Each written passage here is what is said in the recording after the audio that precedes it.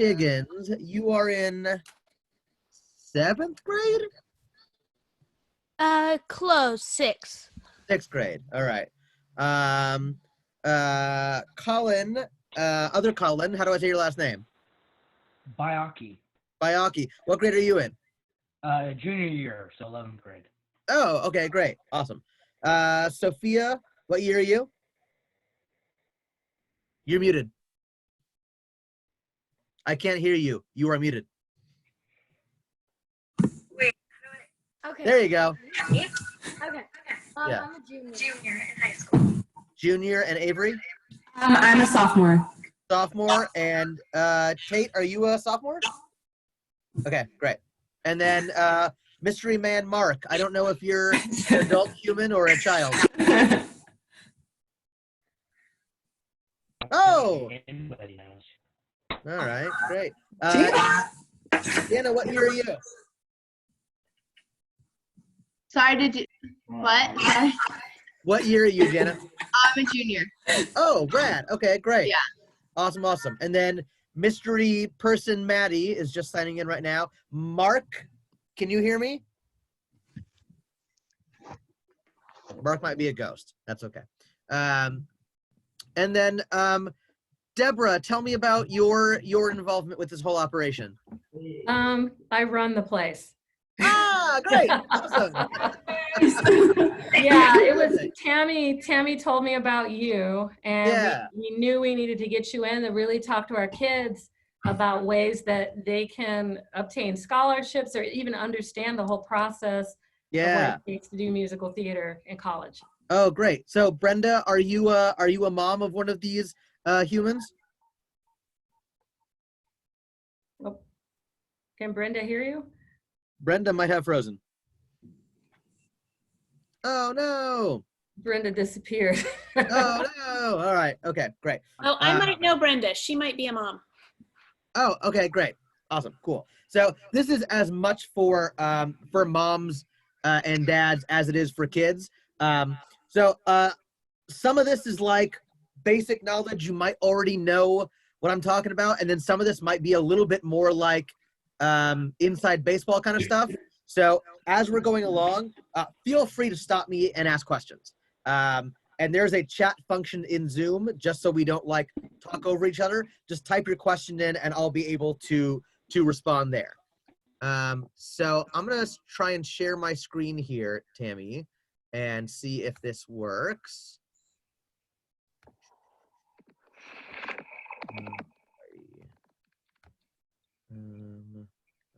Share screen. Can you all see my desktop? Yes. All right. Okay, cool. Here we go. So this is about maximizing admissions and not losing your marbles, which are two things that may seem at odds, but I swear they can coexist. So the first step is to know that you are doing very well just by virtue of being here and starting at the time that you are, whether you're a junior or you're a sophomore, or if you're like Colin Higgins and you're starting when you're like in 6th grade, you're getting a leg up and you know what to expect. So you are already like a boss. So today, here's what we're gonna go over. What the different kinds of theater schools are, how they differ, because that's really important depending on what your goals are. You'll learn that you have a school that actually fits your career goals, and that there's an actual formula to maximize your admission possibility, how to get the best training in the country and still not break the bank, how to find material, and also what toxic advice about the process to avoid. So along with giving you good advice, I'm gonna also try and steer you away from bad advice. And you'll also learn a timeline for keeping you relaxed and ahead of the game, which, you know, so much of this is not actually all that hard, but managing it with the rest of your schedule can get hard, right? Because you have so much else going on. You know, if this were your only full-time job, it'd probably be easy. But if you're a student, you have schoolwork and homework and tests and extracurriculars. And if you're a parent, you're also working and doing everything else. So how can this fit in with the rest of your schedule? So there's a bonus at the very end that I really want you to hang out for. It's a trick to keep you in the room and to get you a little more attention and to ease sorry, I have an unstable connection. My son recommended oh, that's great. Okay, great. So Brenda just messaged me about her being frozen. So got it. Thank you, Brenda. Okay. So let's start with you. You are a performer, or you're a family member of a performer who wants to give your child, hi, buddy. My puppy just got back from the vet. He got his first vaccines. I'm so excited because now we can take him out for walks. We'll have to talk about that. Okay. You are a family member of a performer who wants to give your child the best, and you also want to continue your theater in education and beyond. Let's start with navigating theater colleges from the very beginning. Show of hands, who has already done some work into looking at colleges, even if it's just like sort of looking at programs? So Sophia, Avery, Tate, Jana, Coco, Noah. Hey, Noah, good to see you. Okay, so here we go. So this is from my friend Autumn, who is a former client of mine. She says that his teaching methods and his emphasis on collaboration made my monologues a huge standout portion of my auditions. And Autumn went from super unprepared, like throwing up in her shoes, to getting into her her chosen school in about 2 months. So that is not the exact process that I would like you to go through. She did like the concentrated process, but we got her there. So here's my story, is I was an actor from the time I was in high school, and I was taking moody black and white headshots. So I was an actor all through high school, and I went to college for it. And when I got out of college, I actually didn't go into acting right away. I was sort of kind of scared to do it as a full-time job because I didn't have anyone telling me how to do it. So I went into stage management, and I was stage managing for the Walt Disney Company. I stage managed for the Aladdin show in California Adventure, and then I was a stage manager for the Walt Disney Company at sea on the cruise line. And there was a show that, if you've ever seen a live Disney show, you know they're just a really thin plot to get from one big hit to the next big hit. Like, they want to hear Almost There, and they want to hear Part of Your World, they want to hear da-da-da-da. So there's a very, very thin plot to connect them. There's one show called The Golden Mickeys, in which the main character is a stage manager who really wants to be a performer, but they're too scared. So I'm calling the show, I'm running the show, and every time at the end of the show, the stage manager realizes, oh, this is their true calling, and they find true happiness. And like, every time I was working this show, this little teardrop would leak out of my eyeball, and I would suck it back into my face and be like, keep it together, until finally I just couldn't handle it anymore. And I took my headset off and I threw it against the wall, and I said, the next place we're getting off, I'm leaving. And I got off in Los Angeles, and I opened up a copy of Backstage Audition magazine, and I sent in my video for audition, and I went to work the next day. They called me and said, can you be here tomorrow? And I said, okay.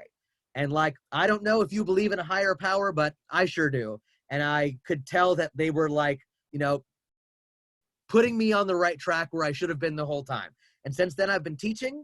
I've been teaching at OSHA for the last 5 years in Orange County, until I moved to New York. So all I've been doing is being able to act and teach you. And I say that all because if someone's going to teach you to drive, you want to make sure they have a driver's license, and they're qualified to teach you. So my adventures have brought me on national tours and off-Broadway and regional stuff. So I've been where you are, and I've been all over. So I'm here to help you kind of discover your own journey along the way. So I'll show you how to get started. The 4 types of theater schools. This might get a little heady, so feel free to ask for clarification. The first one's a BFA. Now, this is the kind of degree that you think of when you think of going to theater school. A BFA is a Bachelor of Fine Arts. And the reason that it's different from a regular degree is that a whopping 70% of every class that you take will be in your field. So if you take 10 classes, 7 of them will be in theater, which is like a crazy amount, okay? It's a really narrow focus of your discipline. It's focused on acting, MT, vocal music, dance, like it's really concentrated. You have to audition for the program. There aren't really any BFAs you don't audition for.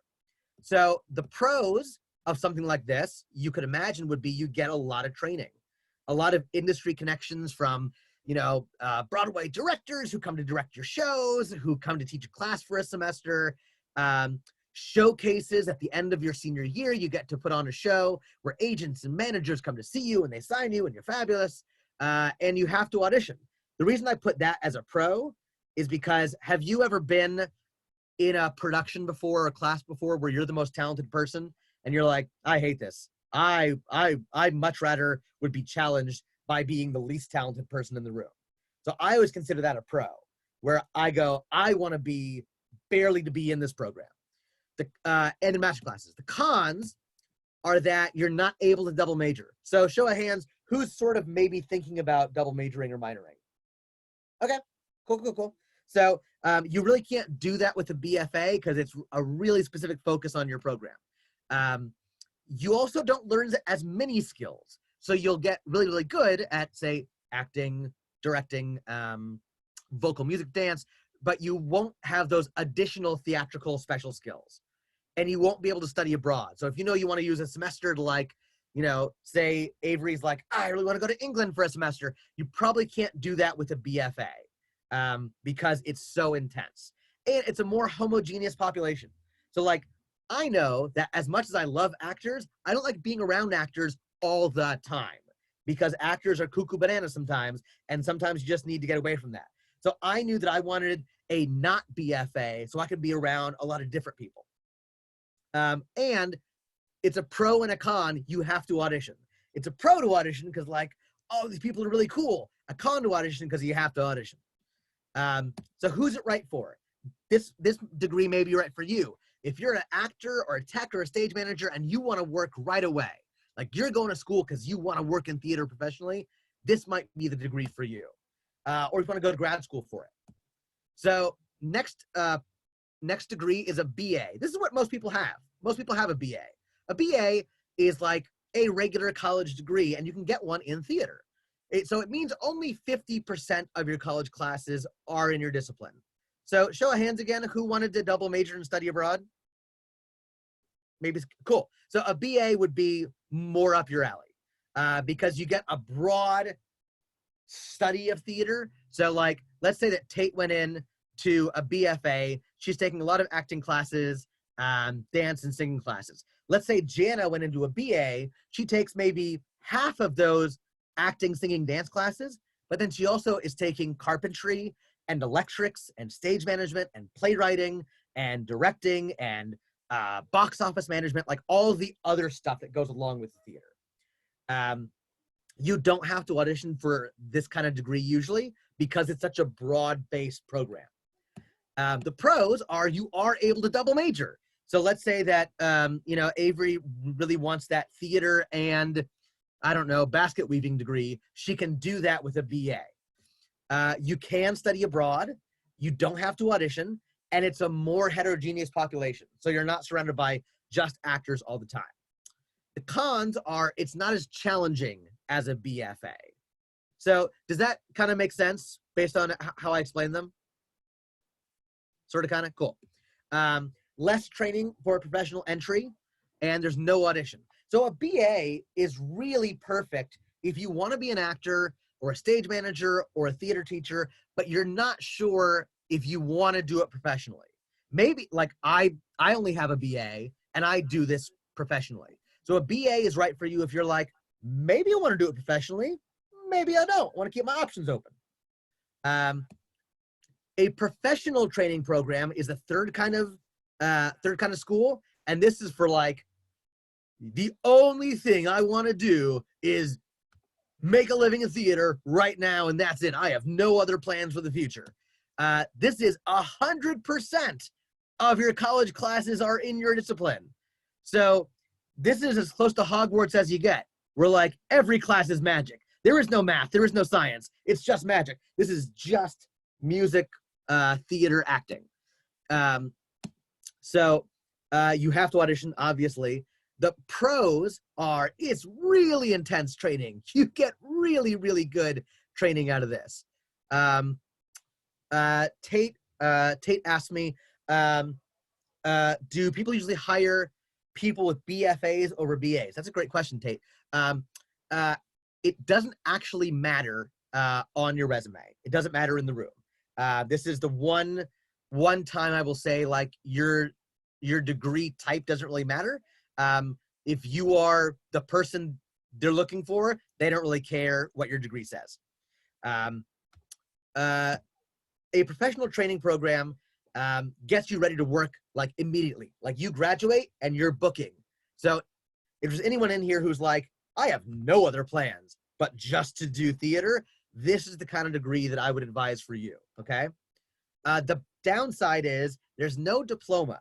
So you would get a certificate that says, Noah, you have completed this thing. You don't get a degree, you get a certificate, which is not the same as a college degree. It's a completely homogeneous environment. So, like, remember when I was talking about being around actors at the time with a BFA? At least with a BFA, like, you can take a journalism class if you want. With a professional training program, you can't. It's just theater all the time, okay? So who's it right for? Actors who want to work professionally. Like, if you are this kind of person, I would look into a program like this. Deborah asks, what professional training programs do you recommend? So there's not actually a lot out there. So I'll list like all the ones that I like. I like AMDA, which is in New York and Los Angeles. And if AMDA is ringing any bells for you, particularly negative bells, it's because it used to have a pretty nasty reputation that I think was pretty warranted. Like, they were taking everybody, and you didn't have to be that good to get in. The training has always been good, but it's never been that picky. Since AMDA has really cleaned up its act, and AMDA has actually started a 4-year BFA program along with its professional training program, it's gotten a lot more selective. And the one thing that I will say about AMDA is everyone I know who's graduated from there is ready to work like from day one. They know how to book. So if we're talking about it in terms of financial security for your kids, like, you are giving them the best tools to make a living with from the day they're out of school. I also recommend PCPA, which is somewhere in Central California. It's a 2-year program. They don't have a BFA program. And then there are a couple of acting schools, but they're not as beefy on musical theater. So I would avoid those for right now. So there's one more degree that maybe this might be up your alley. So show of hands, who is maybe interested in like running their own theater company one day, or like being a bigwig at like a theater company? That's okay. So the last degree type is, it's a BA, but it's not really hands-on like making theater. It's like text and criticism based, right? So it's a specific focus on criticism, text, and dramaturgy. So it's talking about theater, it's reading about theater, it's writing about theater. And it's perfect if you want a master's degree in like dramatic literature or something, but you don't get a lot of hands-on work. And these kind of programs, dramaturgy, hey, great question. Colin asked, dramaturgy is like the text, I don't know, like you're kind of somewhere between a playwright and a director. You are sort of the analyst of the text, and you're also a fact finder. That's the big part of dramaturgy, is you, there's a dramaturg on hand with a director and a playwright, and they go, ooh, actually, that character would not make that choice because that wasn't the social norm at the time. Or, oh, they wouldn't ride in that car because that kind of technology had not been invented yet. So you're kind of like a theatrical historian. These kind of fancier degrees are mostly found in like fancy schools. So like Berkeley, Yale, Harvard, they have lit-based BAs. And it's right for artistic directors, PhDs, et cetera, et cetera. So school selection, how to pick your schools and manage your schools. So there are 3 kinds of schools: reach, fit, and safety. Now, I'm sure that you've heard these terms or terms similar to these from academic counselors, being like safety schools, a reach school, a fit school. that usually applies to like your GPA, your test scores, blah, blah, blah, blah. When I say them, they mean something really specific. It just means how many other people are trying to get into the school, not how good your transcripts are, okay? So a reach just means there are a lot of people trying to get in, okay? So a reach has great training, and usually reach schools are very popular in media. Like everyone knows these schools, and that's why they have so many people trying to get in. They have a lot of networking for you as a student, and there's a big showcase in New York and LA. You can write it in the chat or just turn your mic on. Can you like name for me like some like textbook reach schools, like popular colleges? Like NYU. Yeah, NYU is perfect. NYU, Michigan, exactly. So actually, Tate, Yale would be a reach school academically, but because they don't have like an undergraduate drama program, like the Yale School of Drama is only for graduate students. So Yale is for sure a reach school academically, but different from the context that we're talking about. A fit school just means very good training, sometimes better than reach schools, but they're less well known. That's all it means.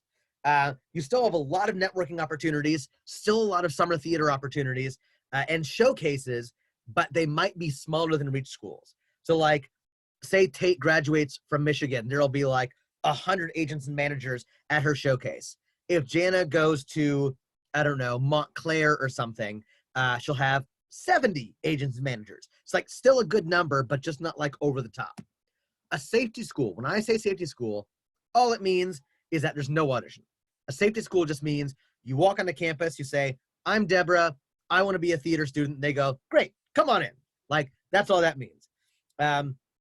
It also could potentially be less training, but it depends from safety school to safety school, okay?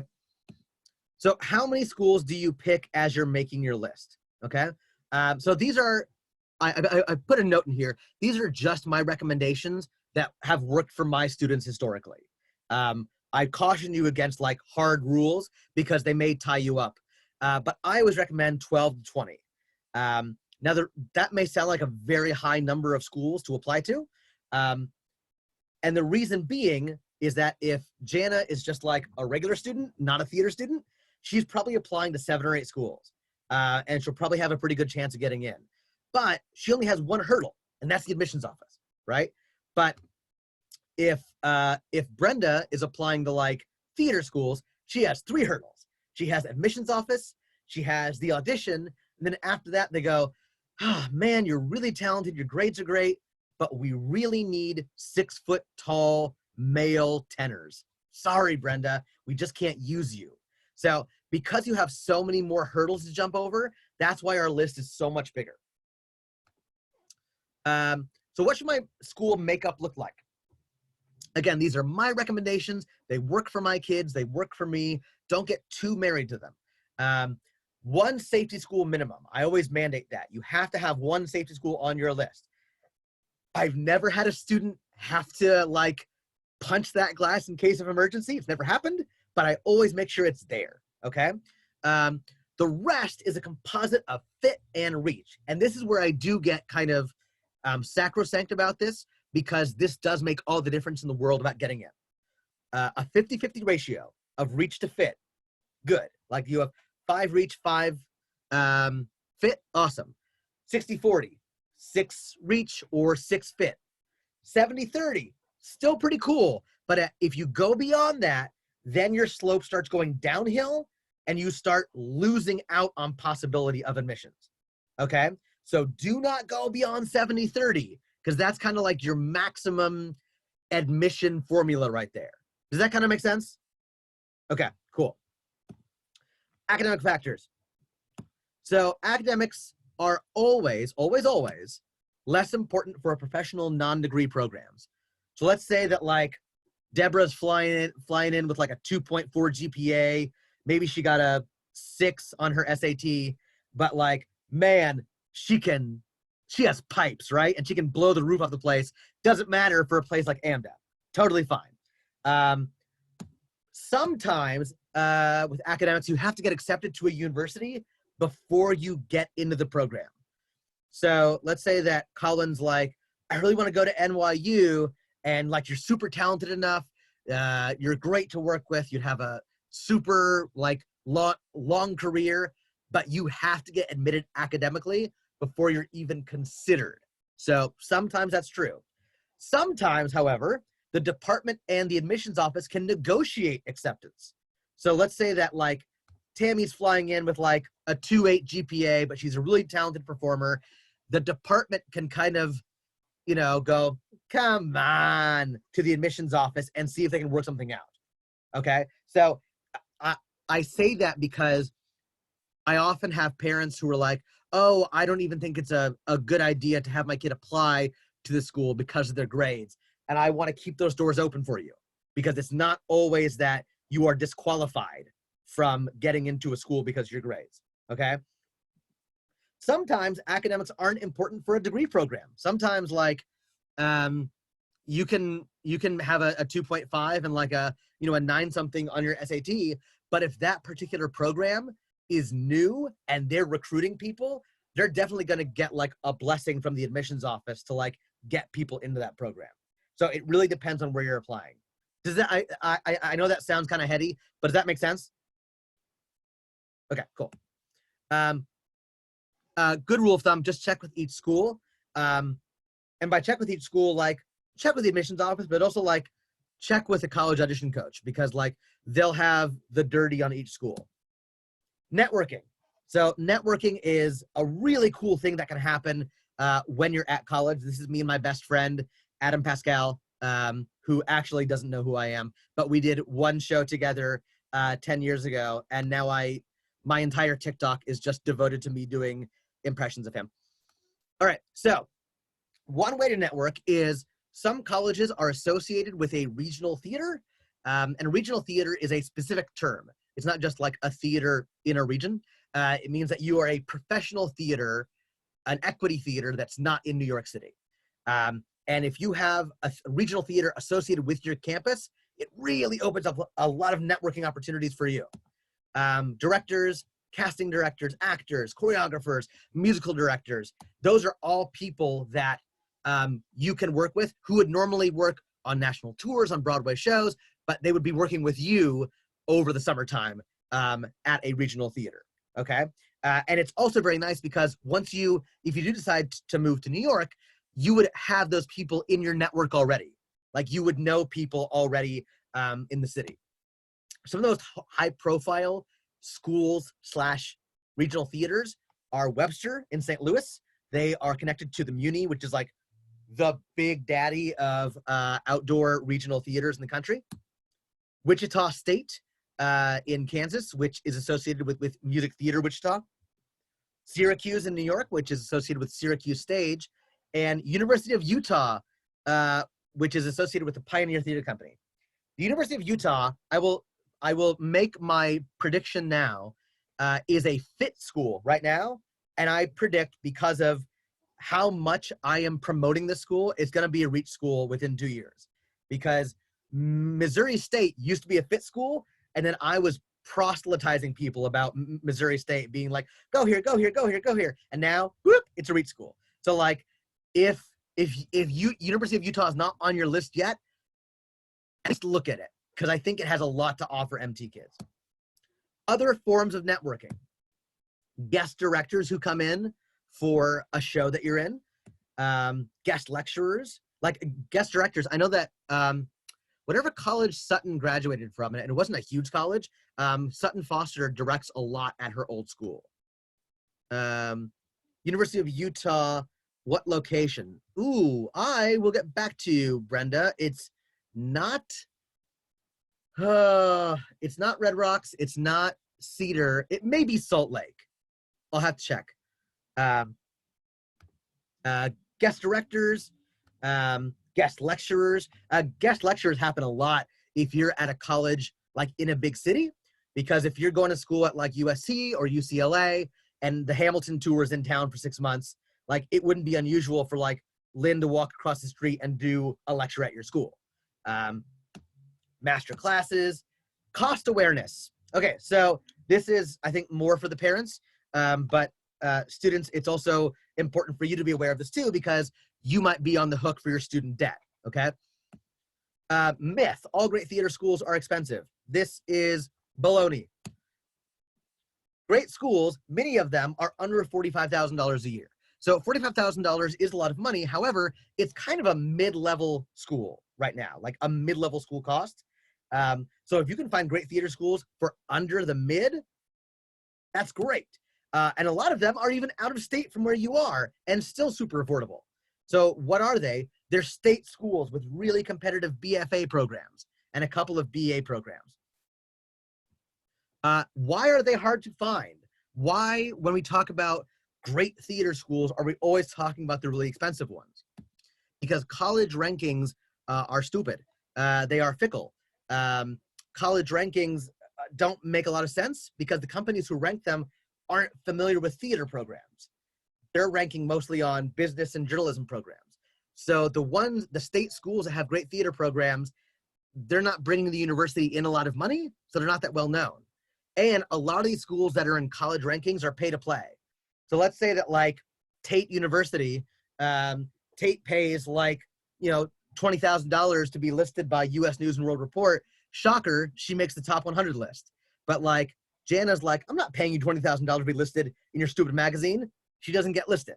So like, be really skeptical about schools' rankings in magazines and publications. So state programs, they range all the way from a regular BA to a pre-professional conservatory, okay? So as costs have been going up, obviously state schools are getting really popular for like Broadway level training. I will say this anecdotally, so take it for what it's worth. Most of the friends that I have personally on Broadway or on national tours have graduated from state schools. I know a few like Michigan and Carnegie and Syracuse grads, but like most of my friends working on Broadway have graduated from Cal States.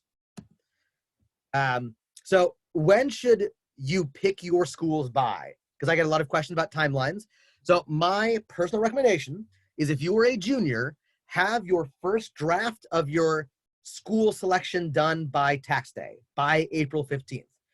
And this is not a final draft by any means, but it's a way to get things in motion. You still have time to redo your list, to research, to drop schools, to add schools, but have the first draft done by April 15th, okay? So let's say you've picked your schools. You've picked your schools, you have a nice balance of reach and fit and safety. Now what? Okay, so audition season will sneak up at you, okay? You're gonna spend the summer between junior and senior year coaching your pieces, coaching your monologues, coaching your songs, and getting them in good shape. It comes up in a flash. So you must have these three things ready over that summer, okay? You must have 2 contrasting post-World War II monologues. That's really funny phrasing, but that's the phrasing they use. It just means monologues from after like the 1930s. So like they don't want to hear super old classical stuffy monologues, okay? Have 2 of them plus 1 backup because it's not a great feeling for Tate when she's about to go in and then Colin is doing her monologue and she hears him doing her monologue in the room and she's like, oh no! So you use your backup. When we talk about contrasting, which we do a lot, sometimes it can be kind of kooky. Contrasting just means different situations with different tones. So when they say like dramatic and comedic, it doesn't mean like my world is falling apart compared to like a chuckle bucket, okay? It doesn't have to be like that severe. Dramatic just means a more dramatic situation. Comedic just means it's lighter, okay? And I tell you that to make sure that you know you have so many more options than the crazy Facebook mom groups will make you think that you have. Those crazy Facebook mom groups are like, no, dramatic means this, comedic means this. It doesn't, you're fine. So where to find monologues? Monologue books get a bad rap, but they're actually a great place to find monologues. The only rule about monologue books is the monologues have to be from a play. It can't be an original monologue written for a monologue book. So like if Brenda has like read 100 plays and put the best monologues from all those plays in a book, use her book. However, if Jana has written 100 monologues for her monologue book, don't use her book, okay?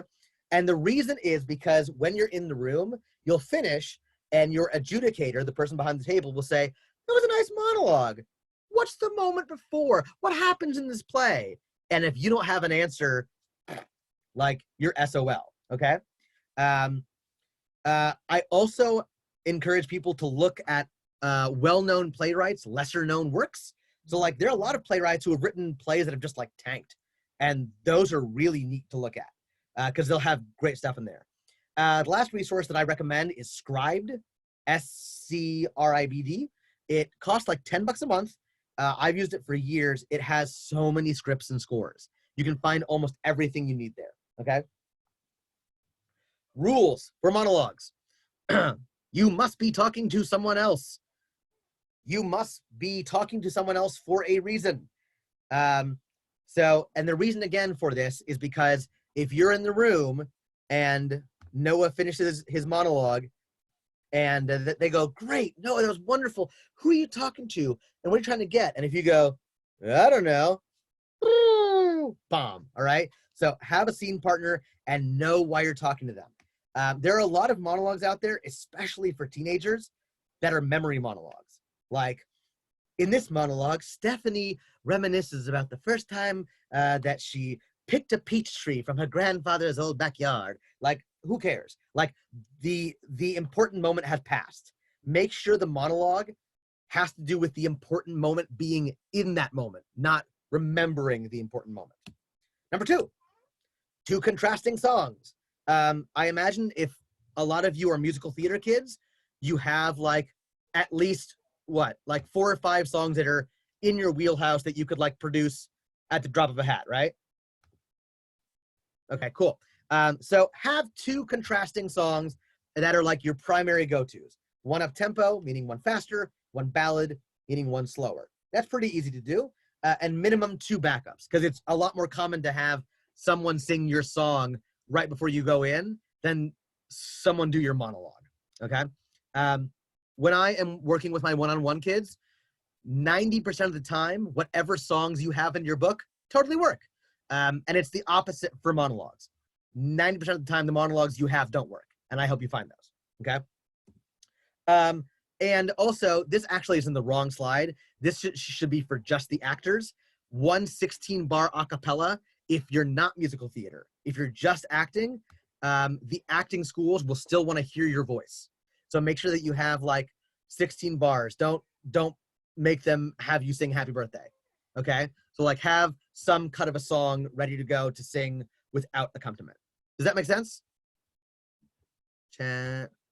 Oh, Deborah asks, why a cappella? Because that is what the acting schools will ask for. They'll say, have like 2 classical monologues and then 1 song because we won't pay an accompanist. But wouldn't they not be good singers? That's why they wouldn't want them to sing a cappella if they don't want to go into. Well, I mean, that's probably true. The only reason they do that is because, like, in Shakespeare, we sing so much. There's so many songs in his plays, and so they just want to hear if you have a voice. Because it's a cappella, they don't really care if you have a good voice. They just want to hear what it is. So what does contrasting mean for songs? We talked about what contrasting means for monologues. Contrasting for songs usually means like dates. So before 1968 and after 1968. Again, like that's like a very inside baseball rule, but it just means, does this sound old? Does this sound new? Okay, so don't be married to that date. Same as a monologue, one's dramatic and one's lighthearted. And then for ladies specifically, this is very important. Have 1 song that shows off your belt and 1 song that shows off a sustained legato line. So 1 song where you blow the roof off the place and 1 song where it's that goes on forever, okay? rules for songs. Have a scene partner, same as a monologue, because the adjudicator will ask you the same questions. Who are you singing to? Why are you singing to them? And then also, and I imagine a lot of you already sort of have this done, have the sheet music to your full song and to the 32-bar cut of your song and to the 16-bar cut of your song. The reason is that if colleges had their way, they'd be like, oh, awesome, Morgan's here. Let's hear Morgan's full song. But if like, then Jana shows up and like they're behind schedule, they'd be like, oh, Jana, we'd love to hear your full song. We only have time for 16 bars.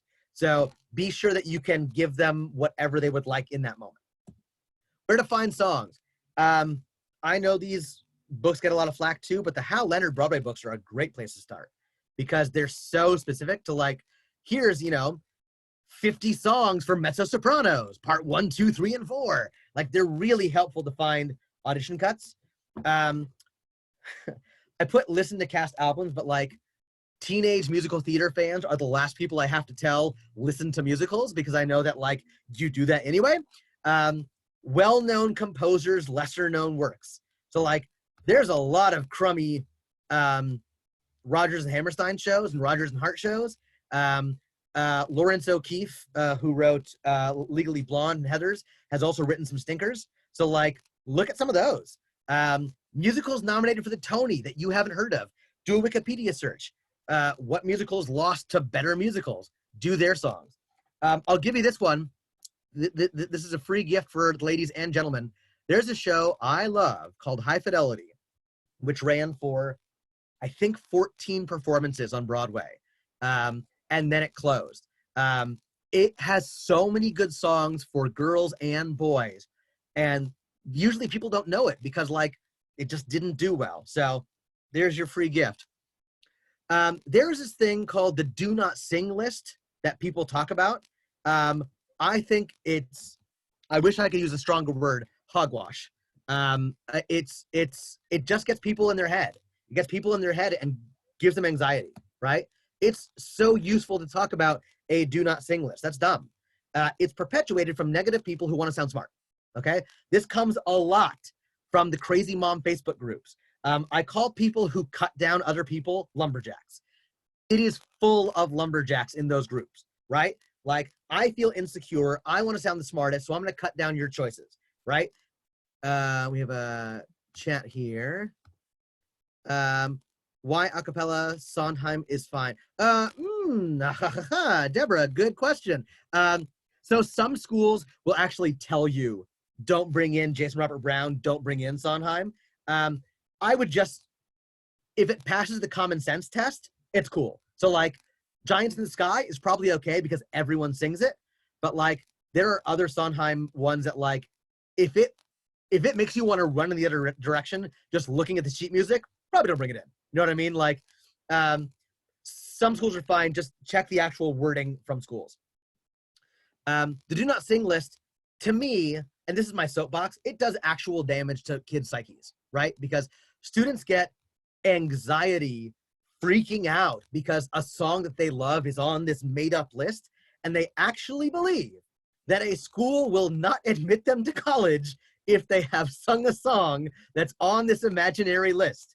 Like, it does so much damage. So, like, take the idea of the do not sing list and throw it in the fire, okay? Like, it will only hamper you.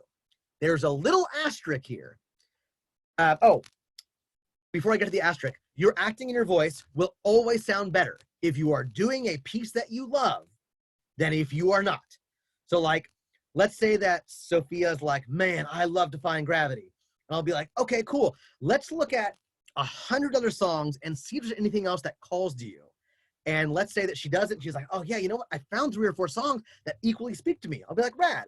Let's say that Tammy is like, no, I love Defying Gravity. And we go through 100 songs and she's like, I can't find anything else that I love. Then that's the song that I want her to sing because her voice will sound better. Her acting performance will be better if it's something that she connects with. Okay. And I have seen this happen in real life. Okay. Having said that, like I said, if a song is done a lot, see if you can find something different that has the same feel and gives you the same like chills up your spine. If you can't, then just follow your gut, okay? Number 3, a targeted school list.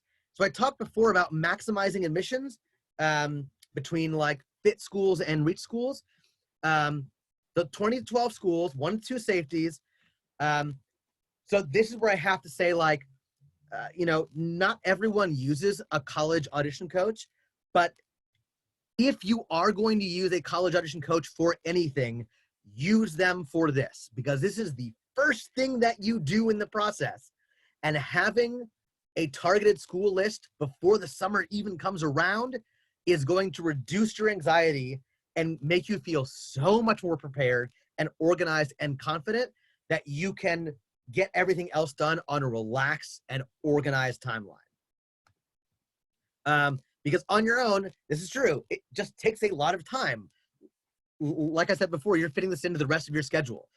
So it may cause you to, you know, to start late, and your materials may not include critical info if you're building the audition requirements entirely on your own. Where do you find a good college audition coach? Oh, hi, Sophia. How are you? My name's Drew. What's going on? I am one of probably like 3 or 4 that I would recommend. There are a few out there, but this is also kind of a fly-by-night operation. Like, there are a lot that are popping up. They're like, I'm a college audition coach. They may be a monologue coach or a song coach, which is different from being a college audition coach, because their understanding of schools could damage you and your admission process.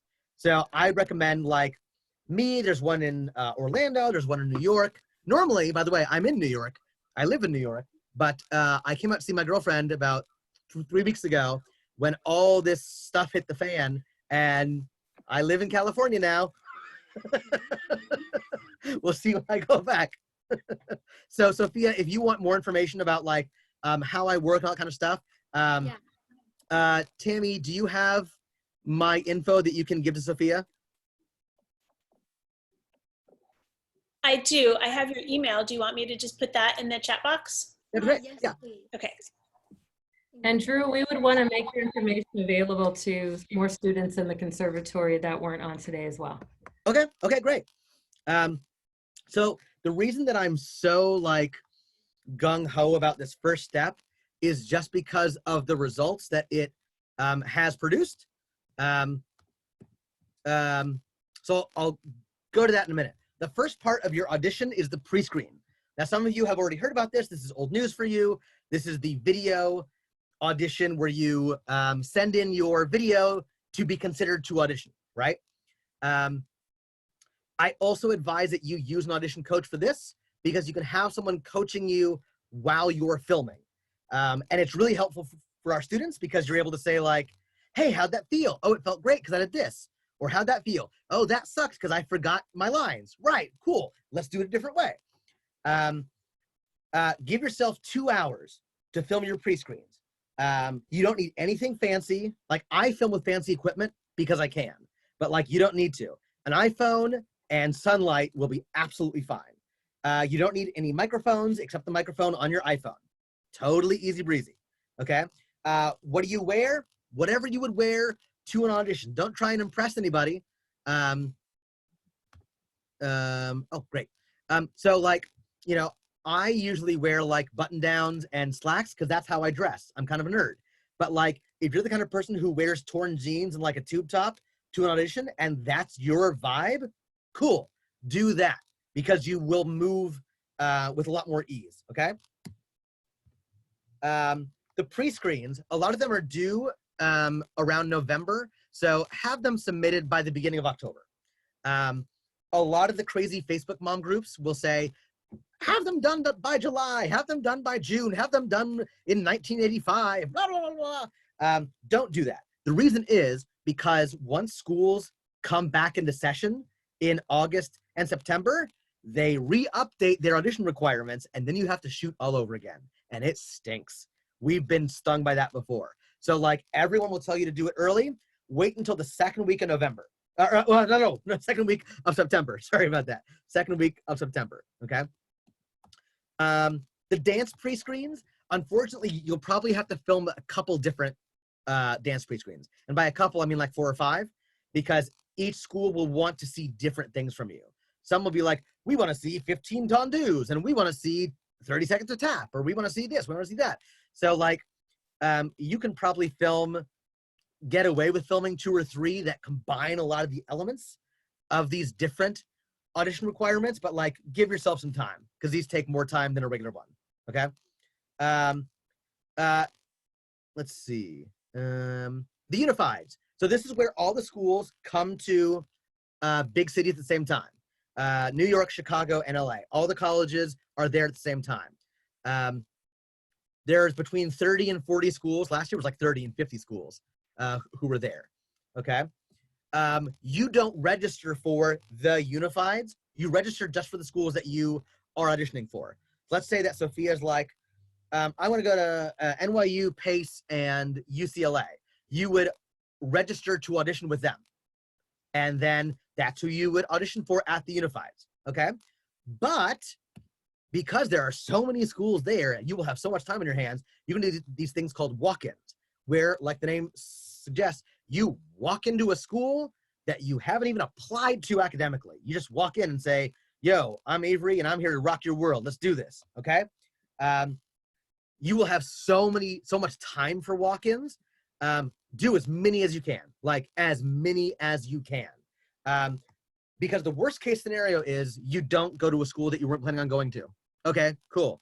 But a cool scenario is someone gives you a lot of money. Like, let's say you walk into like Texas State and you're like, I don't want to live in Texas, but who cares? And they're like, hey, Sophia, here's $30,000 a year. You can turn around and be like, hey, other schools, Texas State's offering me $30,000 a year. What can you do for me? Okay. Another best case scenario is you fall in love with a school that you'd never heard of. That happens all the time. We have 2 students going to University of Utah because they walked in at Unifieds and they were like, this school has everything that I need. Okay.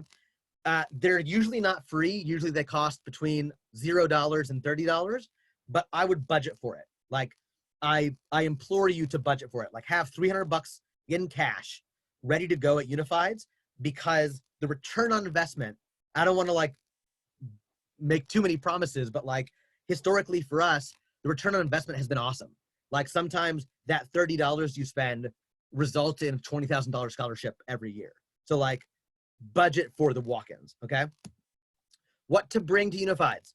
3 headshots and resumes for each school. So like, I have each kid bring like 100 headshots and resumes for the whole Unified season. Comfortable clothes, dance clothes, a Bluetooth speaker to play your accompaniment track, because a lot of schools don't have actual piano players. So make sure you have your tracks recorded on your iPhone, and then you'll play it to a Bluetooth speaker. Make sure your airplane mode is on so that you don't get phone calls during your audition like my kids did. Big tip. You cannot give them in the audition what they want because they don't know what they want. Do not cater your audition to what you imagine someone wants to see, because you will drive yourself cuckoo bananas. It does not work, okay? You have no control of what they want or how to get into a school. You have one thing that you are in control of, and that is being the fiercest version of you that you can be. You go full tilt Avery in there and don't try and alter your audition for anything, because they want to see you at your most you. That is how they make their decision, okay? What they want, there are a few concrete things what they want. Professional conduct. Organized and prepared. Are you on time? Do you have your stuff memorized? Are you friendly? And do you go bananas in your audition? Like, that's all you got to do. Be on time, be ready, be nice, and like, go to town in your audition. And remember this, I can't say this enough, especially the juniors right now, because you're only a year away from this. Be really kind to yourself when it comes to audition acceptances, okay? Don't think of auditions as a test score, right? If you go 3 for 9 in a test, like, that's obviously an F. Like, you should have studied more. Think of it as a batting average. If you go 3 for 9 in a ball game, you hit 333, and that is an all-star batting average. You're one of the league leaders in batting if you go 3 for 9. Because hitting a fastball at a major league level is incredibly hard. getting into a BFA program is hard. If you get into 3 of them, you're killing it, okay? So remember that paradigm, okay? So you know what to do. How do you do it? This is where I say I'm really adamant about how we start everybody off with SCHOOLMATCH and stuff, because of our success rate when people have stayed with us or fallen off the wagon. We have a 98% success rate, and a 100% of those who followed through, getting into PACE and Boston Conservatory and Tisch and on and on and on and on. We do a thing called SCHOOLMATCH, where like you say, hey, I'm Sophia, I want to go to a school that has this kind of training, this location, this kind of cost, yada, yada, yada. So then I make for you 25 schools that fit roughly what you're looking for, and then you narrow that down to that 12 to 20 range, okay? And they're based on things that are important to you, like training, like networking, like cost. And not to toot our own horn, see what I did there. Students who stayed with us had a 98% admission rate. Students who had their own list had a 20% admission rate. And so I can't tell you enough how important it is. If you use a coach for anything, use it to get started, okay? And I will also say this, families who do not have a targeted school list spend on average $2,000 more at the end of the process because they're not organized. And it's like, oh shoot, we have to take flights here, we have to get a hotel here, we have to make another pre-screen because this school just came up. Like if you organize early, your costs also go down. So this is my tip I was going to tell you about to eliminate stress. There's a thing that people spend hours, days, weeks on that you need to spend half an hour on and then forget about it. It is your resume. Your resume does not matter hardly at all.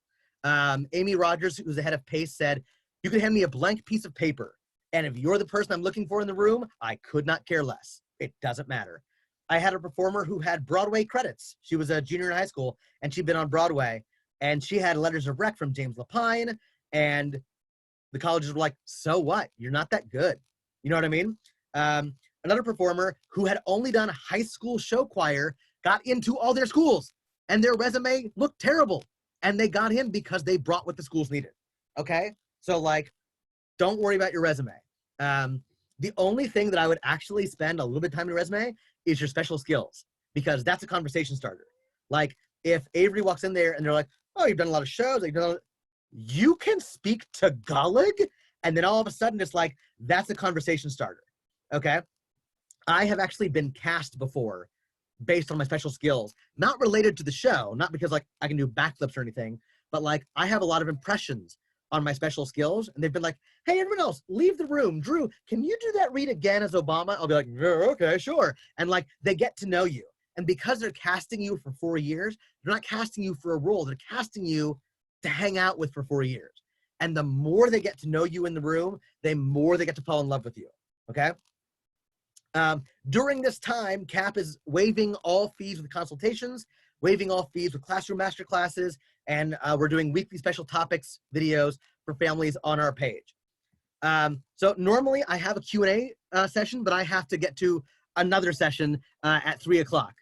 So I have time for like, maybe like 2 minutes of questions if you have them, and I will be happy to share my answers.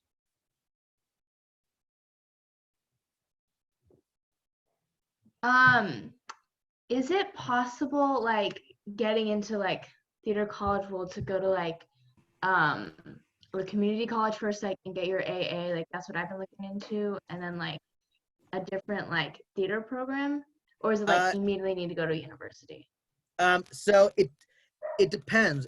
If we're talking about a BFA, like the hardcore training program, it's really hard to transfer in because a lot of them are like, nah, we have like a 4-year process that we put you through. So it's really only advisable if you're transferring from another BFA. Okay, cool. Transferring to a regular BA program though, totally achievable. Sweet. That's the one I wanted to do anyway. So yeah. And then, okay, so, I'm sorry. Yeah. Is your program like one-on-one, like specifically like structured for that person and what they want to Yeah, so I have our flagship program, which is the one-on-one, like getting your schools, your audition requirements, finding your monologue songs, and it's all like custom to Avery. So like, I'll give you 15 monologues, and if you don't like any of them, we'll find 15 more. And then for families who are like not quite sure about one-on-ones, I just launched this thing called Cap Connect, which launches in May, and it's a video module series where like I put you through everything that I would give one of my one-on-one students, except I'm not picking material for you and coaching you, but I'm walking you through every other step of the process. Okay, cool. Thank you. Tate? Do the standards differ, for example, if you are not planning on staying in the US and you want to go out of the country? Do the standards for getting into college differ? Again, like, it's funny because like, that's kind of universal. It depends on the school. Some colleges in the UK and Spain really love attracting American students. So they're like, doesn't matter what your GPA is, get over here. And some colleges, more in the UK, are like, nah, you have to have good grades. But I would, Tate, if you're really into like international study, there's a school called, I think it's like the University of the Arts in Barcelona, UA or UBA, something like that. It's a BFA program run by a British school in Barcelona. It's 3 years, and I think the total cost for all 3 years is something stupid like $30,000. Like, it's ridiculous. So I would take a look at that too. Okay, thank you. Do that one, Tate. University. Yeah. Sophia? I wrote it down. Okay. All right, y'all. I gotta bounce. Thank you so much for having me. I really appreciate it. And let me know what I can do for you. If I can promote any shows, if I can promote any classes, I will be happy to put them up on my business page on Facebook and share with everybody. Yes. Okay. Thank you. You. Thank you. And then, bye, Drew. Kids who are here, we do have a movie night tomorrow night. It's going to be Hairspray, so we'd love you guys to all join us for that. And we've sent you the link. But thank you guys, and we'll put you in touch with Drew for sure because we want him to come back and do more with you guys with this college training. Okay. Okay. Awesome. Thank you so much, Deborah. You're welcome. Bye. Thank you, Miss Deborah. We'll see you soon. Bye. Bye. Hey, Tammy, thanks for setting this up. Oh, you're so welcome. Yeah. Stop the recording. Oh, good. So you recorded it. Yes. Okay, great.